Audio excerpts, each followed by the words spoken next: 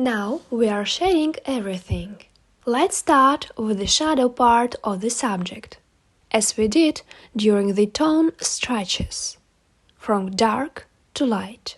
To work with the tonal drawing, I will use HB, B and 2B pencils. I won't take it any softer. I will start with HB, and I will shade the darkest face of the cube. The angle of the stroke will be diagonal. Remember that the direction of the first layer should remain the same everywhere. We try to observe the same width and height of the stroke. I draw your attention to the fact that I stroke from left to right, because we will have a lighter reflex on the right. I will apply the primary layers of HB and I will take softer pencils only after the third and fourth layer.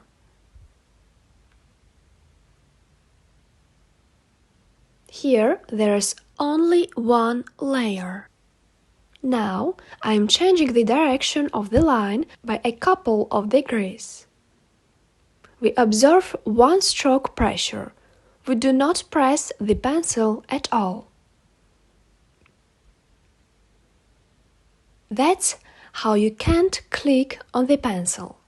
If you press at the beginning and then release the pressure, the tonality of the line will be very saturated at the beginning and faded at the end.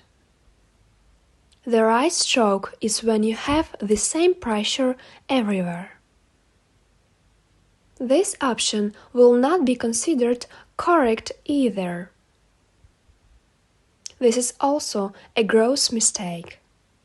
The line should be clear and transparent without changes in tonality. To do this, we use the natural softness of the pencil and gradually deal the pattern in tone. Practice again if you feel that you have not fully understood this. Now I will take pencil B and begin to darken the shadows more deeply. Here it's important for us to pay attention that this edge is not equally dark everywhere. As I said earlier, we can observe a light spot from below, which is a reflex from the table. That's why we will darken the edges of the cube more at the top and on the left side, and I will not touch the part with the reflex yet.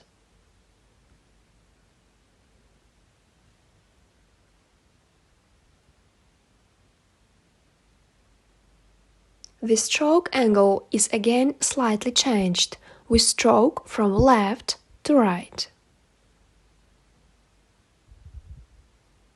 And remember that academic rules are not a set of boring rules. This is what will help you to create a beautiful work in the most beautiful pictorial way.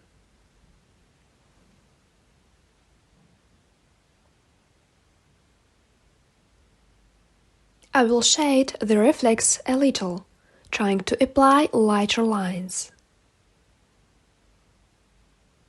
Now I will go back to the edges of the cube and apply a second layer.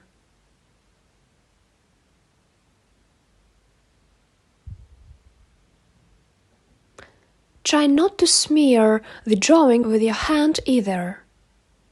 You can erase and blur the layers a little with the palm of your hand when you stroke, so be careful.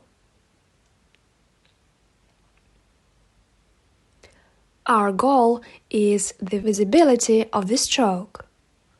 Since this is a classic technique, it does not imply feathering.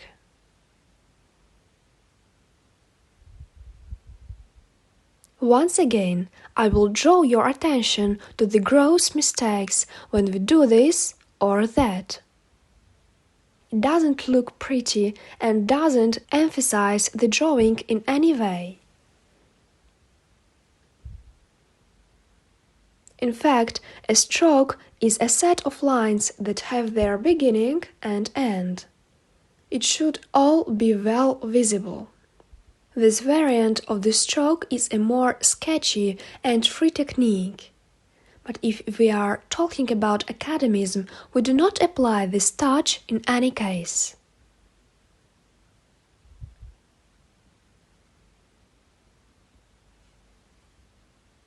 And now, my task is darken the corner parts of the cube even more and then smoothly take these tones into reflex to achieve a beautiful gradient.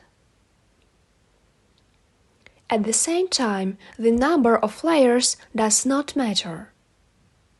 You may need to apply more than me, so it doesn't matter. It's always individual.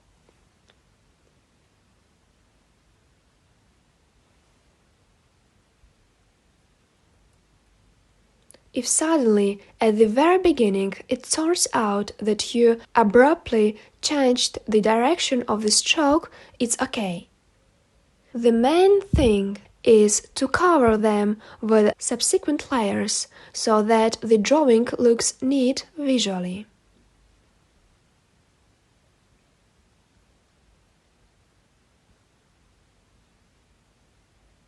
Now I'm leaving this edge and moving on to the following shadow of the cube. I need to gain the intensity of the shadow. Of course, I won't make it as black as in the photo. We do not forget to adjust what we see and transform it based on necessity. We always let what we see through us and individualize it.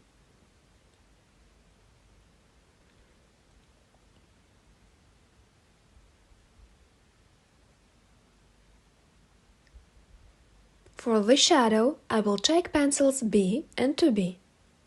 The direction of the stroke does not matter much here, but it's better to apply it rather horizontally due to the surface of the table. Here, the rule is similar. Try not to change the direction of the stroke sharply.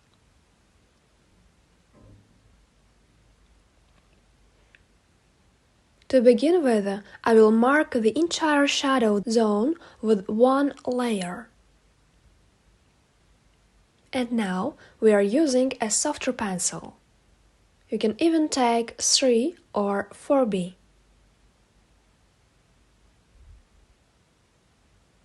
Here you can see, even working with fairly soft pencils, I still need to apply several layers. Despite the fact that this shadow is more additional, I still try to work carefully and avoid gross mistakes.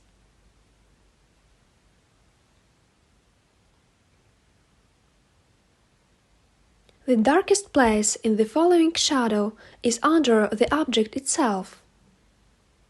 Therefore, the place where the shadow is attached will be the most saturated. Even if you look closely at the photo, you will see that its edges are lighter. It will be enough if you darken only under the subject and then gradually dissolve. We work on smooth transitions all the time. Even when you see a sharp outline in the photo, don't draw it the same way.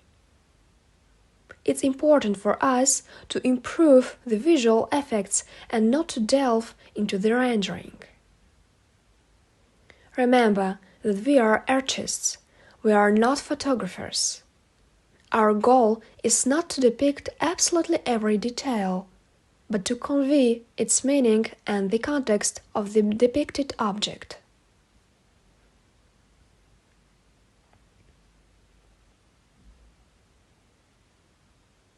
Now I see that the reflex on the cube is very bright. I need to darken it a bit. We use as many layers as needed. everyone compares their work with the original and thinks about what exactly they need to add or correct. I will take HB for reflex.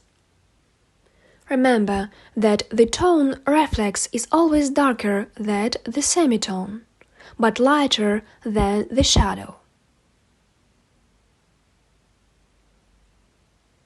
And here's an important trick. Put a small sheet of clean paper under your palm. In this case, the drawing will be clean and neat. Because if you still wipe the drawing with your palm, you will not be able to fix it. Now I am going back to the shadows on the cube and deepening them a little. I remind you that you can always adjust the tone with the kneaded eraser. In the place where you made a mistake, you can light up a little and redo it again. At the same time, control the pressure on the eraser when you use it.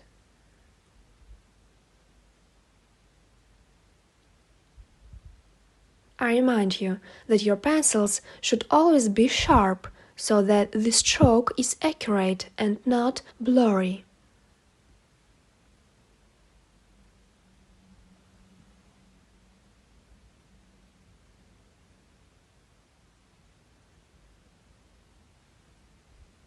That's it.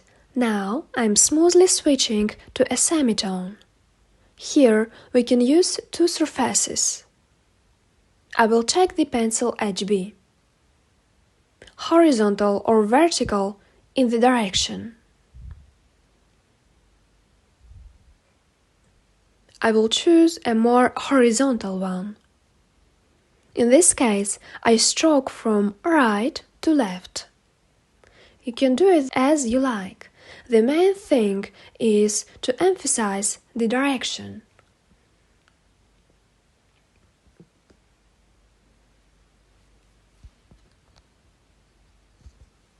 Now, in a similar direction, I am changing the angle of the stroke and applying a second layer.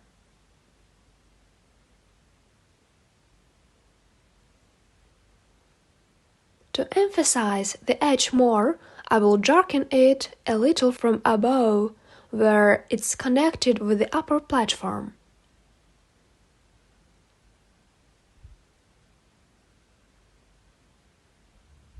Next, we will highlight our cube in space and create more contrasts. I will extend the falling shadow to the left, right, and under the cube. This will be a light dark strip that we connect to the right side.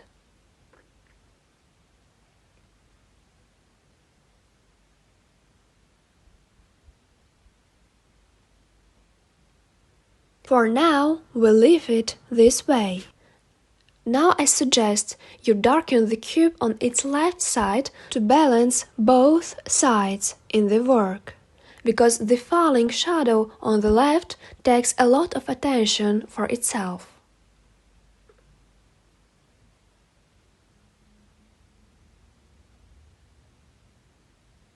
The background can be shaded in different directions.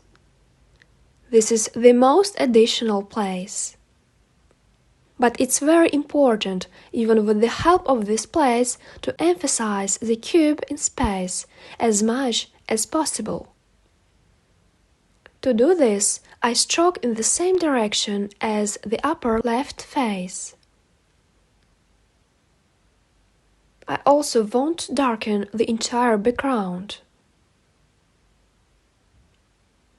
This is already your preference.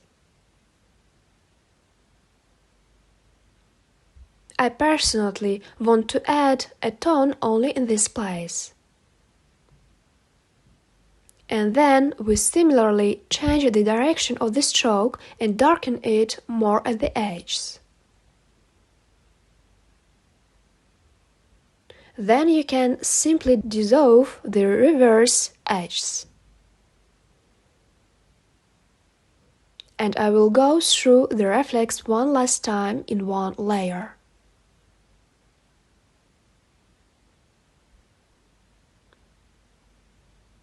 At this stage, we are finishing our tonal drawing.